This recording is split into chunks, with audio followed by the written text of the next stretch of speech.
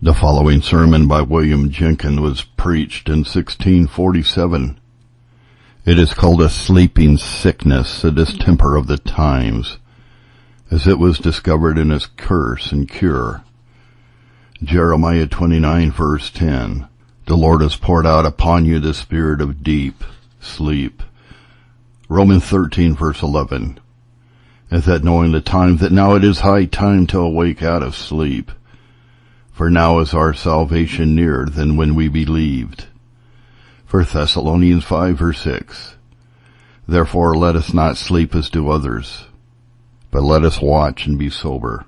The sermon was preached in the Abbey Church at Westminster upon the 27th of January, 1647, the day appointed for their solemn and public humiliation. This prophet Isaiah is famous both for promises and threatenings.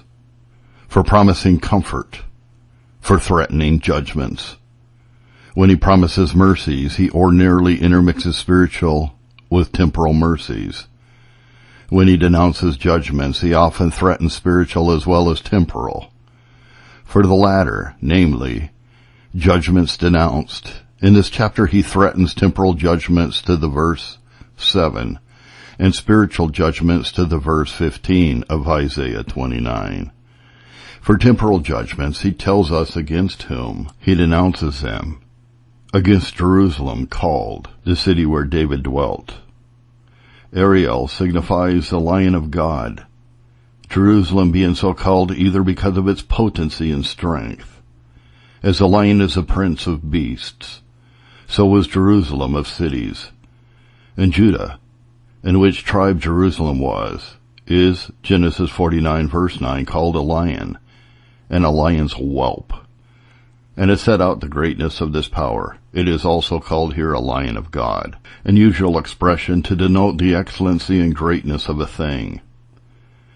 Jerusalem is by some thought to be called the Lion of God in regard of the temple and altar therein, which has the same name, Ezekiel 43 verses 15 and 16, because they looked upon their temple and altar as their strength, and trusted more in that than in all their other supplies, thinking that so long as they had them, they had God among them. Or in regard of the abundance of sacrifices which their altar devoured, even as a lion devours beasts. Jerusalem is thought by others to be termed here by the prophet, the Lion of God, in regard of its fierceness and cruelty against the servants and messengers of God, as a lion devours a lamb, according to that of Jeremiah 12 verses 7 and 8. I have forsaken my house, and so on. My heritage is unto me as a lion in the forest. It cries against me. Jerusalem is called the city where David dwelt, in which God would blast and slight the vain opinion of their worth and goodness and privileges, because David once lived there. In this denouncing of temporal judgments, he opposes their security, in which they promise to themselves in regard of the delay of vengeance, and their daily sacrifices, safety and peace. He foretells the judgment that should befall them. I will distress Ariel. I will camp against you round about, and lay siege against you, verses 2 and 3. And this a prophet further amplifies, for on the lowness of their condition, that extreme contemptibleness that hereafter they should lie under, they shall be brought down, and speak out of the ground and out of the dust, as one that has a familiar spirit. Though now their voice is proud and thundering, though now they lift up themselves against my threatening prophets, yet when my judgment shall befall them, they shall rather whisper than speak. Thou shalt be so fearful and poor, even as a familiar spirit send forth a trembling, sad, soft, whispering voice out of the earth to those that inquire of them. Verse 4. The prophet amplifies his judgment that should befall them from the inefficacy of all those helps and helpers that should come to them for their assistance. All the multitude of strangers that should come to help them against God should be as the chaff and dust. God would as easily puff them away and ruin them with the storm and tempest and thunder, verse 5 and 6. The spiritual judgment that should lie upon them all this while, their calamity was in its nearest approaches, was an insensible, regardless, secure temper of soul, taking no heed, giving no regard to all these dismal denunciations. Which wretched distemper under their approachable calamities is set out under a threefold resemblance. First, of a sweet and delightful dream in which deluded persons please themselves with thoughts of food and fullness, though they are hungry and empty, verse 8. Number 2, of a drunken, staggering person that doesn't regard what the dangers are that hang over his head, a spiritual drunkenness, worse than with wine, had invaded their hearts and heads, in which reason was so clogged and dulled that nothing was perceived that was preached, verse 9. Number 3, of a deep and dead sleep, even the spirit of it, in which their senses were, as it were, so stupefied and benumbed, that did the prophets cry and call in their ears never so loud, they would lie still yet, and not stir up themselves to shun or prevent the dismal judgments that were seizing on them. The Lord has poured upon you the spirit of a deep sleep, in the prosecution of which words all that I shall do shall be reduced to these two heads. First, to explain the text and the particular parts of it. Secondly, to gather and handle one particular observation from the several parts of it, and explain it. For the first, I shall open this text in these 4 following parts and branches. Number 1, the kind and nature of the judgment that had here befallen them, a deep sleep. Number 2, the measure and degree of it, which is set forth by a double expression, the word spirit, the word pouring. Number 3, the object or who they were upon whom this deep sleep was poured, the Jews. Number 4, the punisher, or the party inflicting this judgment, the Lord. First, the kind and sort of punishment, it was a deep sleep. In the Hebrew, tardama, a word that signifies such a sleep as does so stupefy and benumb the senses, as that the person on whom it seizes can very hardly by any means used be awakened. And this may appear both by the consideration how the Scripture uses it in other places, and also how it is rendered by the interpreter. Adam is said to be in a deep sleep, Genesis 2, verse 21, and so deep a sleep that a rib was taken out of him, and yet he did not perceive it. Saul was in a deep sleep from the Lord, and notwithstanding his spear and his cruse was taken from his bolster, nay, notwithstanding his mortal enemy, as he supposed him, was very near him, yet he awoke not. Judges 4, verse 21, that Jael, notwithstanding her approaches, her nail, her hammer, and smiting, did not awake him. Jonah was so deep in a sleep in Jonah 1, verse 6, that jeopardy of life by reason of the tempestuous raging of the sea did not at all affect him. Nay, in Psalm 76, verse 6, the destruction and the total overthrow of the chariots and horsemen are set forth by this expression of deep sleep. Now, in all these places, either the word tardama here in the text, or a word purely of the same signification and coming from the same root, is used, which root is radam, signifying to be overwhelmed with sleep. The Septuagint rendered this word several ways, sometimes a word that signifies such an astonishment by reason of fear, is that a man is not himself, or knows not what he does. Sometimes they render it by a word which signifies a man's going out of himself. Sometimes they render it by a word that the apostle makes use of in Romans 11, verse 8, where my text is alleged, a word which does notably set out the nature of this deep sleep according to whatever interpretation we consider it. A derivative of it signifies to prick or to wound, and so either this word imports such a sleep out of which all the pinching and wounding and pricking cannot raise a man, or such a sleep in which a man is so fastened and nailed down to his sloth that there is no parting them, or such a sleep as in which a person is one that is so pained with his wounds that he regards nothing which is said to him. Which way soever we understand, though I prefer that interpretation which imports such a sleep as, in which a man is so deeply seized upon with it, is that no wounding or pricking awakens him. Which way soever I say we understand it, we need to conceive it to be an extreme, deep sleep, not bodily, but spiritual, not a binding of the animal spirits and senses, but a spiritual torpor and benumbedness of soul under all the dispensations and dealings of God, in which a soul is in such a temper, state, and posture, as a body in a dead and deep sleep liable to all enemies, unactive though there be never such cry unto it for help, self-soothing in the midst of all dangers, insensible of any stirrings, and unwilling to be awakened. Number 2. The degree or measure of this punishment is set down in the text in a double expression. First, the spirit of sleep. Number 2, the spirit of sleep poured out. For the word spirit, it very aptly and fully sets out the vehemency and depth of this sleep, because these eager inclinations are furthered by the spirit, either good, if they be good inclinations, or a bad spirit, if they be bad inclinations. Because these inclinations are seated in the spirit of a man, carrying the whole man according to its own bent.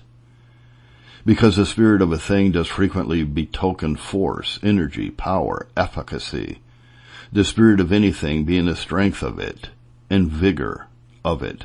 So the scripture expounds the spirit of Elijah by the power of Elijah. And so the spirit of sleep is the efficacy and force and strength of sleep that is seized on them. To the making of the spiritual judgment more full, it is said that this deep sleep was poured out, in the Hebrew, nathach, a word that has two significations according to the different nature of those things, moist or dry, about which it is spoken, both very apt to set forth the degree of this sleep. First, being used concerning the pouring out of liquid and moist things, it signifies, he has so poured it out upon you that it is run all over you, it being mostly applied by the scripture to the pouring out of the drink offering upon the sacrifice, which drenched it and ran over it. So of the oil that was poured out on Jacob's pillar.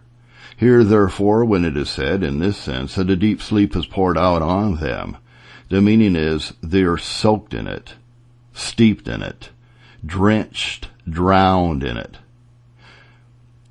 Being used concerning dry things, it signifies to hide all over, to cover, even over the head and the ears, no part of the thing covered being to be seen. And so it is applied to the covering of sin that makes a man blessed. Psalm 32 verse 1. None of his sins being to be seen. Here it being used, it imports such a covering with a deep sleep, as that no part is free, every part having the spiritual benumbedness season upon it. They were all over, all parts and degrees of men in the kingdom under the power of this deep sleep. Their head, ears, eyes, arms, legs, their rulers, their prophets, their priests, and people, as afterwards God speaks particularly and distributively. Number 3, the object, or the persons on whom this punishment was poured, is expressed here in the word you, a word in which is intimated both the generality of the judgment.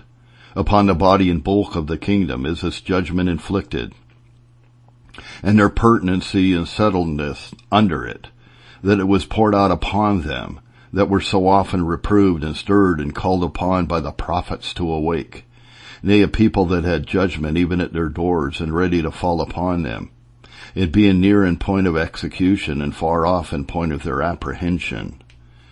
Number 4, the punisher, or the party inflicting this, Jehovah the Lord.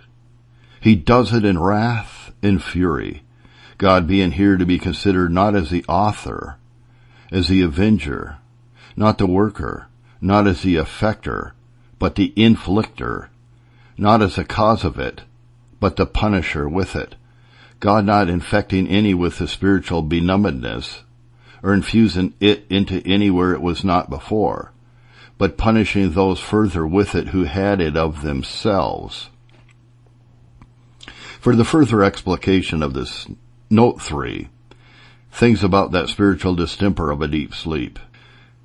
It means a natural desire to be at rest, a readiness to wish and tend to our own peace and preservation, and this inclinableness to self-preservation is of God. Number 2, the distemperature of the soul in soothing itself with thoughts and apprehensions of peace while living in a course of sin, against the threatenings and commands of God, a blessing oneself in his heart, saying, I shall have peace, though I walk in the imagination of my heart. This is not of God, but from our own corruption. Number 3, a just reward and recompense by way of punishing and avenging the corrupt and obstinate inclination of the soul in sin, notwithstanding all the means of grace, with more benevolence and spiritual sloth. And this God does, I say, only as a judge and an avenger, and that in a number of ways. First, by removing and denying the outward means of grace for contempt of them, which means were ordained for the awakening of people out of the sleep of sin as sermons, corrections, and admonitions. Number 2, denying the inward operation of a spirit where he gives the outward means of grace, restraining his efficacious, exciting grace. And so God is denying that grace which he is not bound to give, which grace would have hindered them from this distemper. Number 3, by a judicial tradition of these self-soothers up to that power and spirit, which shall more clothe and collapse up their souls in the spiritual distemper. And so God delivers people up to Satan and to their own hearts, when he sees that people more obey them than him, paying more attention to their allurements than to God's incitements. When God saith judicially, let him that is filthy be filthy still, I deliver him up into the power both of Satan and his own heart. Thus 1 Kings 22, verses 22 and 23, the Lord sent a lying spirit to persuade Ahab. So Psalm 81, 11 and 12, I gave them up unto their own hearts, and they walked in their own counsels. Number 4, by offering and laying such occasions before men as God knows they will abuse to the soothing up themselves against all his awakening administrations, as impunity, long life, friends, honor, and so on, which not sanctified, the corrupted stomach turns into poison against itself, in which respect it is infinitely better that God should correct us so as to awaken us, though with never so much severity, than by sparing and prospering us to let us sleep in sin, so that we awake not till it be too late. I now proceed to the second thing I propounded to you, namely, to collect and handle a practical observation from the former parts thus explained, and it shall be this. For a deep sleep, in the spirit of it, to be poured out upon a person or people by God is a very sore judgment. It was this that was the greatest part of Ariel's punishment, the soul of his judgment, not his being under this temporal calamity of a strait siege and captivity, but in being in a deep sleep, when that it came. And it is very observable that this is a judgment that all along in the New Testament is in a manner only taken notice of, it being mentioned, by way of alleging that of Isaiah 6 and 9, by all the four evangelists, as also by Luke in the 28th and Acts and Paul, Romans 11:8. Now for the prosecution of this observation, I shall show but two things. 1, in what it appears that this is such a sore and dismal judgment. Number 2, what application to make of it. For the first, I shall show you in what the greatness of the judgment appears in the four parts of the text before explained, and that in the text used by the Spirit of God to express the dismalness of this judgment of a deep sleep. The first whereof is a kind of the judgment said to be a deep sleep, which in the very nature of it denotes 5 things, all which are very penal and dreadful. 1. The first thing that a deep sleep holds forth is liableness and obnoxiousness to judgments, unarmedness in the midst of dangers. A man in a deep sleep is in no condition to hinder an invader. He lies naked to the fury of every enemy. He is not in a posture of making any resistance, like a field without a fence, a city without a watch, like Samson in the midst of the Philistine without his locks. The spiritual sleeper, though judgments approaches not to his tower. He makes not the name of the Lord his refuge. He doesn't close himself up in the wounds of Christ by faith. He labors not by repentance to expel those enemies of his soul, his sins, which will open the door to every judgment, but securely harbors them within. He doesn't labor by prayer to seek help from one that is able to keep him. He doesn't arm himself with preparedness to meet his God. He is ruined without resistance. The fire of vengeance devours him as stubble. He is one fitted for destruction. It is a greater punishment to be without punishments, and yet to lie naked and liable to them, than to be in the midst of them, and yet to be above them. A sleeping sinner spends all his time to fence his estate, his family, his name, his health. But his soul, when death and judgment approaches, lies open and exposed. He takes much care to lock up his rubbish and lumber that are not worth the keeping or taken away. It doesn't preserve his treasure, his jewel, his soul, but throws it among his enemies. The second thing that this judgment of a deep sleep holds forth is self-soothing and flattery, carnal security, self-pleasing.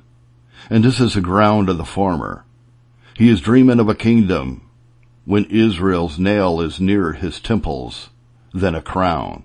He, as Ariel in the context, fancies himself at a richly furnished table where all manner of delicacies are.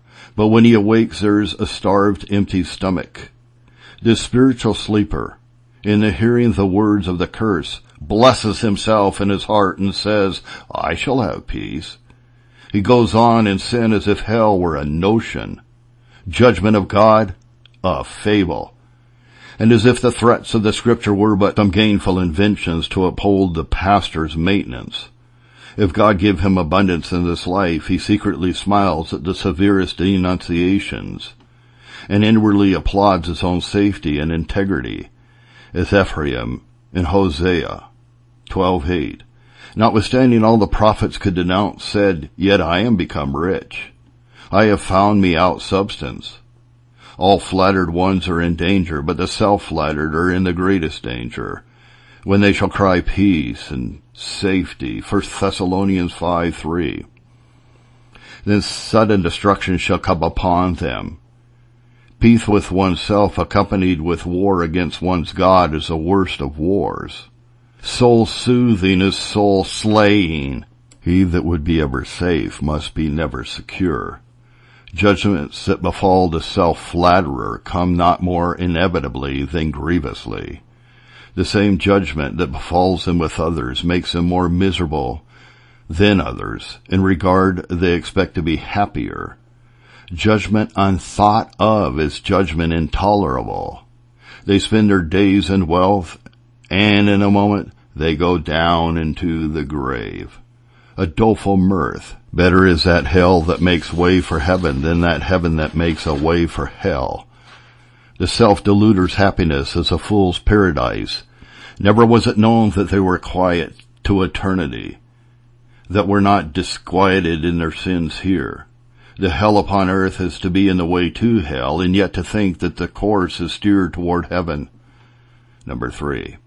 This judgment of a deep sleep comprehends a punishment of inactivity, unservableness, and unprofitableness in the midst of all opportunities and exigencies whatsoever, whether they be the particular exigencies of our own souls or of the Church of Christ. The work is great, but there are no laborers. The spiritual sleep is a summer sluggard, a harvest sleeper. He doesn't stir himself up to lay hold upon God. He doesn't seek the kingdom of God and its righteousness. He doesn't strive to enter in at the straight gate. He never offers any violence to the kingdom of heaven. He doesn't work out his salvation. He doesn't wrestle in prayer. He lives as if he had nothing to do in the world. Heaven is not his business. He is, but he lives not, as far from doing any work in the very evening of his life as he was in the dawning of it. He lived like a drone all his days, as if he had been born to look on. Glorious opportunities are before him every Sabbath. Sermon, ordinances are full of seasons of grace, a rich prize, but he has no heart, no hand. And for the church of Christ be the straits thereof never so great, the work never so abundant, its exigencies never so urgent. This spiritual sleeper takes his rest, but takes no pains.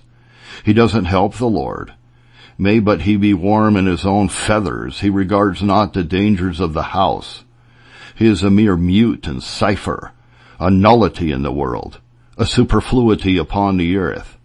Jeremiah's rotten girdle, good for nothing, or like the branches of a vine which are but weak and unuseful, good to make no beams or rafters of.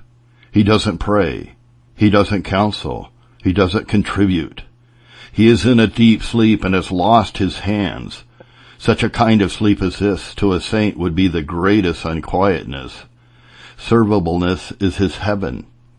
This life would be nothing worth if he might not get Christ and instrumentally give him. Number 4.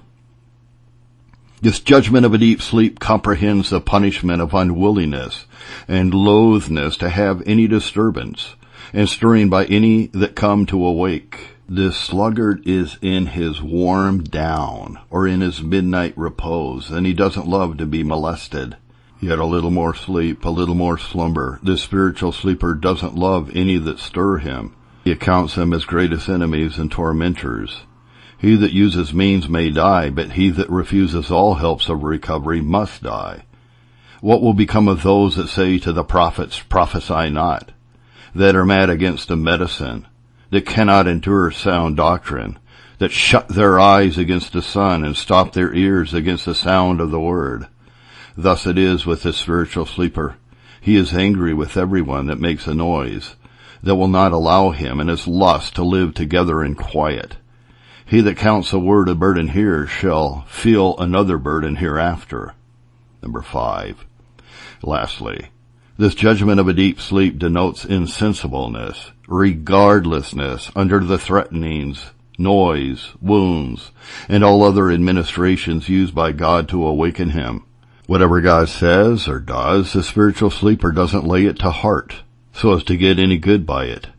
Take it in these 5 particulars. Number 1, he is insensible of danger, like a drunken man that sleeps on the top of a mast, near dangers in regard of execution, far from them in regard of apprehension. He puts far from him the evil day. An awakened Christian foresees the danger and provides accordingly. A sleeping sinner fears nothing. Feeling only troubles him, and that too when it is too late. Number 2, he is insensible of the loudest noise, severest denunciations. Line may be upon line, precept upon precept, pastor after pastor, and all do but fatten his heart and deafen his ears. The most effectual warnings, the lifting up the voice like a trumpet, the shrillest denunciations don't work upon him. The lion roars, but he doesn't tremble. Number 3, he is insensible of being uncovered and stripped of any comforts and supplies, though God pull off his clothes, take away his friends, his children, estates, and health, his material goods. Though the water pot and the spear be taken from the bolster, he doesn't stir. Like the hen which loses her chickens one by the devouring kite. When 1 or 2 or 3 are snatched away, she still continues to pick up what lies before her. Number 4, he is insensible of the stirrings and joggings that are given him in his sleep, the faithful admonitions of friends, Rebuke a scorner, and he hates both rebuke and rebuker. Though often reproved, he stiffens his neck. He and his distemper are so nailed together that reprehensions sever them not. Number 5. He is insensible of woundings, maimings, the very fetching out of his blood. They regard not the work of the Lord. They refuse to receive correction. When the hand of the Lord is lifted up, they will not see. Gray hairs are here and there upon them, and they know it not. Though smitten, they revolt more and more. Adam's rib was taken out of him, and he didn't feel it. The storms and waves fight against Jonah, and he doesn't observe it. The spiritual sleeper is insensible of judgments in 3 respects. Number 1. He is insensible who wounds. He doesn't think of the hand of God and the miseries that befall him. He only looks at man and doesn't think that it is God who gives him to robbers and spoilers. He doesn't look upward as David when Shimei reviled him. He doesn't see the hand of God when men hurt him, but all his study is how to avenge himself upon or reconcile himself to the instrument, who indeed was used by the hand of providence to do what was done against him. His endeavors in this respect beginning at the wrong end. For God has a negative voice to all the overtures of peace and friendship between man and man. The hand that cuts can only cure. The God that wounds can only heal. Any structure of amity between man and man will soon fall that is not set upon the foundation of a peace with God. Number 2. He is insensible why he is wounded. Of the deserving cause, sin. As he doesn't look upward, so neither looks he inward. He is not driven by what he feels to observe what he does. No man says, what I have done. He searches not his heart to find out the Jonah within the storm that is arising about him. He traces not the sin, the beast, the print of punishment that it has left upon him, nor labors by the stream to go to the head from whence it issues. Everything shall be blamed sooner than sin, his careless servants, his disobedient child, his cheating chapman, his treacherous commander. But here is not a word of sin all this while. Nay, rather than that shall be blamed, the fault shall be laid upon those that are his greatest friends, and haply most of all desire his good.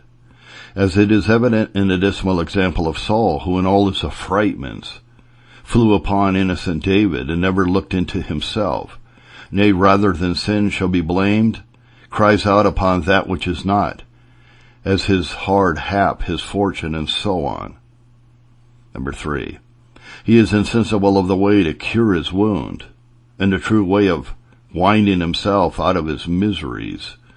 The people, Hosea 7 verse 10, in the time of their calamity and declining, and when their gray hairs were here and there upon them, return not to the Lord their God, nor seek him. For all this, woe unto them, for they have fled from me. They fly to Egypt and Assyria, but they fly from God, who only can help. In verse 16, they return, but not to the Most High. They are like a deceitful bow, and a like complaint is that of Isaiah, that the people are like a wild bull in a net, that can hamper and entangle itself more and more. It takes no course to wind itself out. Very elegant also is that comparison of Hosea in chapter 13, where it is said that Ephraim is an unwise son, for he should not stay long in the place of breaking forth of children. The scope is this. The prophet compares the kingdom of Israel to a woman in travail, in regard of its pains and distresses, and the inhabitants to the child in the womb of the mother, and to such a foolish child, which though the mother be in never such torture, by reason of its continuance in the womb, yet the child takes no care to get forth, but remains there, still, though to the killing of mother in itself. So the Israelites had rather stifle themselves in the womb of sin and punishment, than leave their sin and save themselves in the kingdom, their mother. In the 5th chapter, he compares them to a sick, wounded person that goes to a wrong medicine for healing, where he says that when Judah saw his sickness, and Ephraim his wound, they went to the Assyrian, and sent to Jereb. Yet could he not cure them, and so to a silly dove without heart that flies to Egypt and Assyria for help. And yet, verse 13, they fly from God, though indeed there be no way to fly from God, but by flying to him. They sent to Jerah, but not to God, and they open their mouths to be filled with the wind, but stop them when God offers that which would satisfy them. A spiritual sleeper uses every way but the right way. If there be a wrong, he will be sure to take it. He is sooner ready to destroy himself than his sin, and more inclined with an obstinate heart to go on to ruin, than by reviewing the greatness of his provocations and the goodness of him that is provoked, to melt into tears, to ask pardon, to loathe himself and his lusts, and to turn heartily to the Most High. This is the complaint of Isaiah, that the people return not to him that smites them. Dismal is that denunciation of God, that after all their famine and wars and losses and captivities, they should, notwithstanding all these wounds, they that are left, pine away in their iniquity, notwithstanding the deaths of thousands before their eyes, their abode in their enemies' land, the visible tokens of the displeasure of an angry God, yet to pine away and swelter in sin as if nothing could awaken them. How dreadful is this! There is the first thing in the text in which a spiritual deep sleep appears to be so dreadful a judgment, in respect of the nature and kind of it, open in 5 particulars. The second particular in the text, in which the greatness of this judgment is set forth, is a measure of it, held out in a double expression, of the pouring out of it, of the pouring the Spirit of it, of pouring it. And this notes that when this deep sleep seizes upon people, as it did upon these in the text, that it overwhelms them. It runs all over them. It is such a dead palsy as stupefies the whole body, that leaves no part of it free, like a city that is so begirt with an enemy, and about which is there so strait a siege that there is no going either in or out. So here the pastors of the gospel don't know where to set upon, or how to endeavor entrance into these spiritually sleeping sinners. How difficult a thing is it to cure that patient, who in every part of his body, outward and inward, is distempered, when the whole body is all over one wound, and malady as it were. Number 2. The second expression that sets out the measure of this deep sleep is the spirit of it, a word that properly notes the power and the vehemency of this distemper. As the spirit of a thing is the force and vigor and strength of it, so here is denoted the efficacy and powerfulness of this deep sleep in these people. And over them now, what a judgment is it for a man to be under the power of sin, to be a prisoner to the soul's greatest enemy, to be in the bond of iniquity, to be held in the cords of his sin, to have the soul garrisoned with 1,000 of such strong men armed as the weakest of them is stronger than an army of men. Surely to be under the power of the greatest tyrant's breathing. There is not a punishment comparable to this. It is a power that none in the world can match, but only the power of him that is also an enemy to him that is a spiritual sleeper. If it be the power of God that keeps to salvation, the power of sin and Satan, if not overpowered, must needs keep it to damnation. It is such a power as resists all the means that come to rescue the soul from it, and that so deeply seizes upon the sinner that it makes him purely subdued, bow down under it, and yet, which is worst of all, the nature of this power stands in making a man unwilling as well as unable to get from under it, he being a very slave in everything but only in that which is common to all others that are in bondage, namely to sigh and groan under it. Number 3. The third particular in the text, in which the dismalness of this judgment of a deep sleep is set out in the object. The persons upon whom it is powered, you, where we may take notice of 2 things. 1, the parties of it. Number 2, the part of these parties that the prophet here intends to be under a deep sleep. The parties, you a people that are under all my awakening administrations of words and threatenings, of judgments and examples. You have I known of all the nations of the earth. With you have I taken pains more with all the people in the world beside. And for you to be in a deep sleep is a greater, both sin and shame and punishment than for others. None are such approved, tried friends to lust as they that continue in it under the means of recovery. None so inexcusable for continuing in their spiritual slumber as they that have had helps to awaken them. It is a shame for any to be in a sleep, but more for them that are in the light, the sun, the sound of the word. It is not so great a marvel for others to be asleep, whom God never brought under those helps that might stir them up. But for those that live in the daytime of the gospel, and are under all the stirring of a ministry of the prophets to continue slumbering in sin, there can be no apology. The apostle makes this an argument that Christians should beware of this distemper of spiritual sloth. Let us not sleep as do others. It is enough for those that are in the night of sin and nature to sleep. We should not. It was the argument that the angel used to Jacob, "Let me go, for the day breaks. Whosoever is not awakened by the light of the day," the gospel, "shall be awakened by the heat of eternal flames." Number 2. The second thing is the part of these parties upon which the spiritual sleep seizes, and that is intended by the prophet to be the soul. The soul of a judgment is its season upon the soul. Spiritual blessings are the greatest, and spiritual judgments the dismalest. There are 3 things in which it appears that the judgment of a deep sleep is greatened by befalling the soul. First, the soul is the excellency of man, the worthiest part. The body is a body of vileness. The soul, a precious soul, excellent every way, but as it is depraved with sin. It is the noblest part of man, noble in respect of its original. It is heaven-born, in respect of its functions, its endowments. If all be well with the soul, the man is happy, though the body be never so miserable. If it go ill with the soul, that man is wretched. Let the body abound never so much with outward blessings.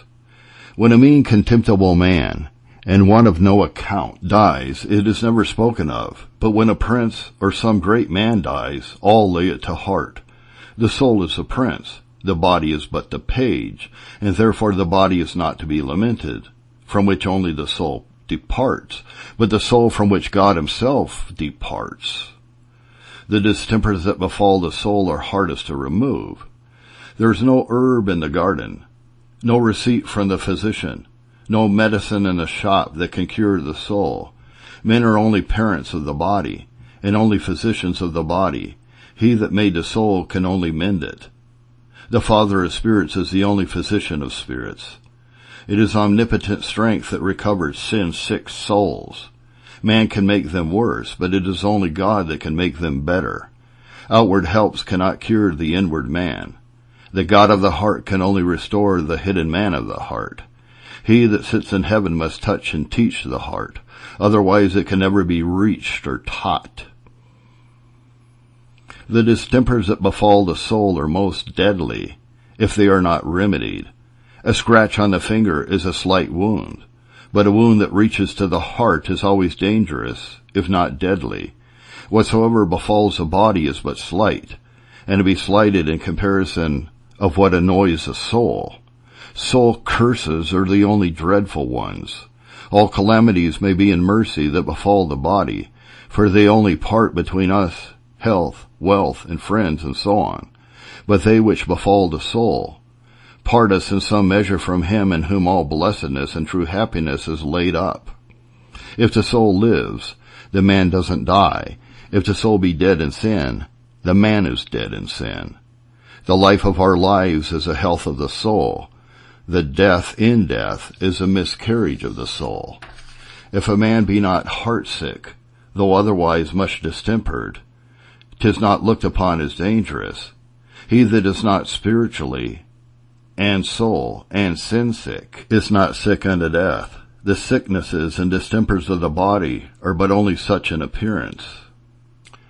The fourth thing in the text that makes the spirit of a deep sleep so dreadful a calamity is he who inflicts it, he who punishes with it, and that is the Lord Jehovah. The Lord, whose punishments are always either the sorest or the sweetest, if they better not those whom they befall, they ever hurt them.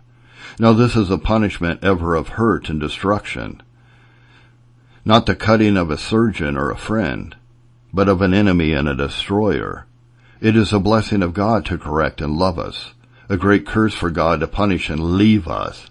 Nay, so to punish is a very punishment as the leaving of us.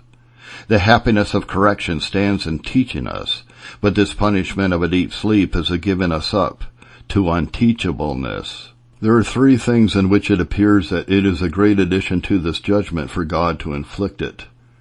In regard, it is that God, who is the God of all mercy, and the Father of all consolation, the God that is the giver of every good and perfect gift, for him to punish is very dismal. Who shall pity if he punishes? If others punish and God pity, there is comfort yet and hope. But who shall be our friend when the Lord will frown? If mercy be our enemy, who or what shall be our friend?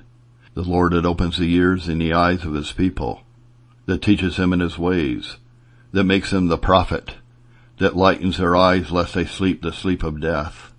It is this God that punishes the obstinate sinner with this judgment. It was a great aggravation of Esau's punishment to misuse the blessing, because his father had blessed his brother immediately before. Bless me, even me also my father, he says. For the same breath that blesses a saint to blast you, for the same servant that melts a humble soul into tears, for sin to stupefy you in sin, for the same sun that dissolves another, hardens you, for the same gale that blows on heavenward, to drive you occasionally hellward. Here's a judgment indeed. If a man sin against God, who shall entreat for him? If God set himself against a man, who shall recover him? Number 2. A deep sleep in respect of the inflictor is a great punishment, because inflicted by God in the deepest of his displeasure, as the last and the sorest of his judgments in this life. He never does it but when he is provoked to the purpose. He inflicts it as a reckoning for all other faults that went before, when all means and helps of recovery are despised. When God is showing mercy, the last mercies are the best, and the further he goes in mercy, the sweeter he is. And so when he is in punishing, the last punishments are the sorest, and the further he goes, the bitterer he is. He both loves and leaves gradually. This judgment of pining away in iniquity is the last that God mentions after all those dismal ones they're spoken of to befall the people, Leviticus 26:39. It is the last judgment, the lowest stayer of hell upon earth. It is even contiguous to, as I may say, and bordering up on hell itself. He that is filthy, let him be filthy still, is the last judgment we read of, befalling in this life, in all the New Testament, a judgment inflicted upon those that despise the offers of Christ and grace. So he gave them up. So, how, and when? My people would not hearken to my voice, and Israel would none of me. So I gave them up unto their own hearts. When God is punishing with this judgment, he says, as Abishai, when he offers to smite Saul, said, I will smite him to the earth at once, and I will not smite him the second time. Application. If a deep sleep be so great a judgment, and the greatness of it stands in the forementioned particulars, there is in a heavy judgment either fallen or falling upon us in England, upon you, my lords of the Parliament, from falling into it to the utmost, the lowest degree. The Lord preserve us, but what we are fallen into it to a very dismal degree, I am confident, may be too clearly evidenced. The particulars mentioned, comprehended in the very kind or sort of the judgment of a deep sleep, will be found in a deep measure to agree with what is becoming us. A sermon by William Jenkyn, 1647.